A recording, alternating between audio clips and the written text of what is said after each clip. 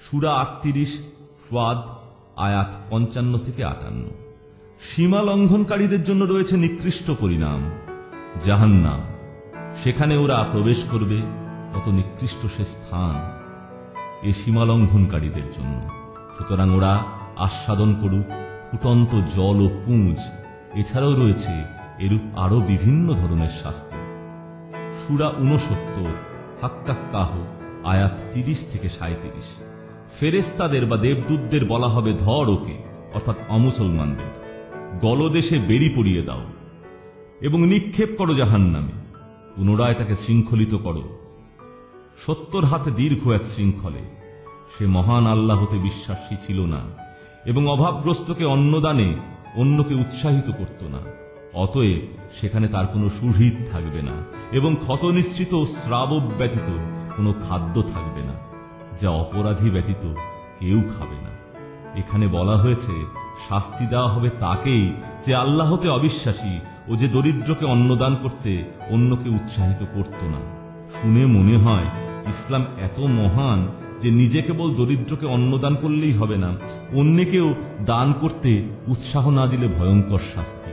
প্রথমত এখানে অভাবগ্রস্ত বলতে অবশ্যই কেবল মুসলমান অভাবগ্রস্তর কথাই বলা হচ্ছে। দ্বিতীয়ত, হাজার দান খয়রাত করলেও যদি কেউ ইসলামে বিশ্বাস না করে বা জিহাদ না করে, সে মোটেই শাস্তি এড়াতে পারবে না।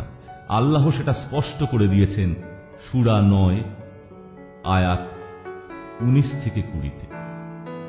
শাস্তির ধরনগুলো অত্যন্ত বিকৃত মনোভাবের পরিচয় দিচ্ছে। আরবে বিস্তীর্ণ মরুভূমি থাকার জন্য বিশুদ্ধ জল পান করতে পারাটাই আরববাসীর কাছে স্বর্গসুখ এবং চরম দুর্বলতা। তাই পুঁজ, রক্ত, ফুটন্ত জল ইত্যাদি জঘন্য জিনিস পান করতে দেওয়া হবে বলে বারবার ভয় দেখানো হচ্ছে। কোরআনে, হাদিসে, মুহাম্মদের জীবনী গ্রন্থে কেউ এমন একটা উদাহরণ দেখাতে পারবে যেখানে কোনো অমুসলমান ইসলাম গ্রহণ না করেও কেবল দান বা ভালো কাজ করত বলে তাকে ছেড়ে দেওয়া হয়েছে? সূরা ৫৮ মুজাদালা আয়াত ৩৫।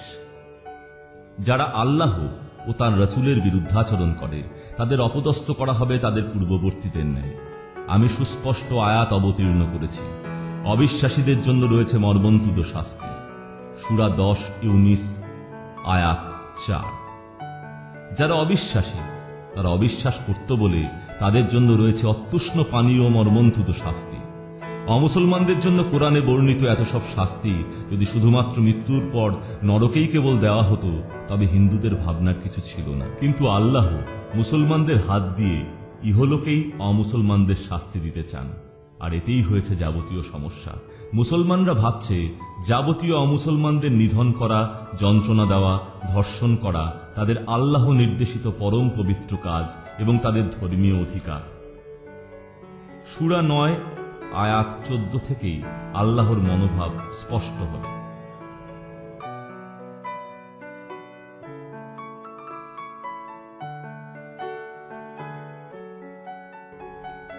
সূরা ৩ ইমরান আয়াত ১৭৮। অবিশ্বাসীরা যেন কিছুতেই মনে না করে যে আমি তাদের মঙ্গলের জন্য শাস্তির কাল বিলম্বিত করি। আমি কাল বিলম্ব করি যাতে তাদের পাপ বৃদ্ধি পায় এবং তাদের জন্য রয়েছে লাঞ্ছনাদায়ক শাস্তি। এখানেও চরম বিকৃত মানসিকতা প্রকাশ পাচ্ছে। অমুসলমানদের বিরুদ্ধে কোরআনে ঘৃণার প্রচার। সূরা ৮ আনফাল আয়াত ৫৫। নিশ্চয়ই আল্লাহর নিকট নিকৃষ্ট জীব তারাই যারা সত্য প্রত্যাখ্যান করে এবং কোরআনে অবিশ্বাস করে। সূরা ৫ মায়দাহ আয়াত ৫১। হে বিশ্বাসীগণ, ইহুদি ও খ্রিস্টানদের বন্ধুরূপে গ্রহণ করো না। তারা পরস্পর পরস্পরের বন্ধু। তোমাদের মধ্যে কেউ তাদের বন্ধুরূপে গ্রহণ করলে সে তাদেরই একজন হবে। নিশ্চয়ই আল্লাহ অত্যাচারী সম্প্রদায়কে সৎ পথে পরিচালিত করেন না। সূরা ৯৮ বাইয়েনা আয়াত ৬। গ্রন্থধারী ইহুদি ও খ্রিস্টান ও অংশীবাদীদের যারা অবিশ্বাস করে তারা জাহান্নামের আগুনে স্থায়ীভাবে অবস্থান করবে। ওরাই তো সৃষ্টির অধম। সূরা ৯ তওবা আয়াত ২৩। হে বিশ্ববাসীগণ, তোমাদের পিতা ও ভাই যদি বিশ্বাস অপেক্ষা অবিশ্বাসকে শ্রেয় জ্ঞান করে তবে ওদের অভিভাবক রূপে গ্রহণ করো না। তোমাদের মধ্যে যারা ওদের অভিভাবক করে তারাই অপরাধী।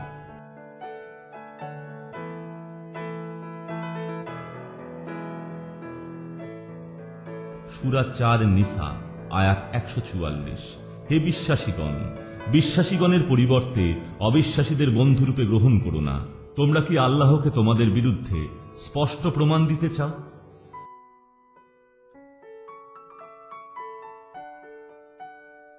সূরা ৩ ইমরান আয়াত ১১৮। হে বিশ্বাসীগণ, তোমাদের আপনজন ব্যতীত অন্য কাউকেও অন্তরঙ্গ বন্ধুরূপে গ্রহণ করো না। তারা তোমাদের অনিষ্ট করতে ত্রুটি করবে না। যা তোমাদের বিপন্ন করে তাই তারা কামনা করে। তাদের মুখে বিদ্বেষ প্রকাশ পায় এবং যা তাদের অন্তর গোপন করে রাখে তা আরো গুরুতর। তোমাদের জন্য নিদর্শন সমূহ বিশদভাবে বিবৃত করছি, যদি তোমরা অনুধাবন করো। এই আয়াতটি এবং এর পূর্ববর্তী আয়াতগুলিতে অমুসলমানদের বিরুদ্ধে যে পরিমাণ চিরস্থায়ী ঘৃণার বিষ উজাড় করে দেওয়া হয়েছে, তাতে কোরআনে বিশ্বাসী কোনো মুসলমান কখনো কোনো অমুসলমানের সাথে সহাবস্থান করতে পারবে না। সূরা ৩ ইমরান আয়াত ৮৫। কেউ ইসলাম ছাড়া অন্য ধর্ম চাইলে তা কখনো গ্রহণ করা হবে না এবং সে হবে পরলোকে ক্ষতিগ্রস্তদের দলভুক্ত। এই আয়াত পরিষ্কার করে বুঝিয়ে দিচ্ছে, ইসলাম ছাড়া অন্য কোনো ধর্ম আল্লাহর কাছে গ্রহণযোগ্য নয়। অর্থাৎ যাবতীয় অমুসলমানরাই হল কাফের, জালেম, সীমালঙ্ঘনকারী, অত্যাচারী, অবিশ্বাসী, সত্য প্রত্যাখ্যানকারী, পথভ্রষ্ট, অকৃতজ্ঞ এবং কপটচারী।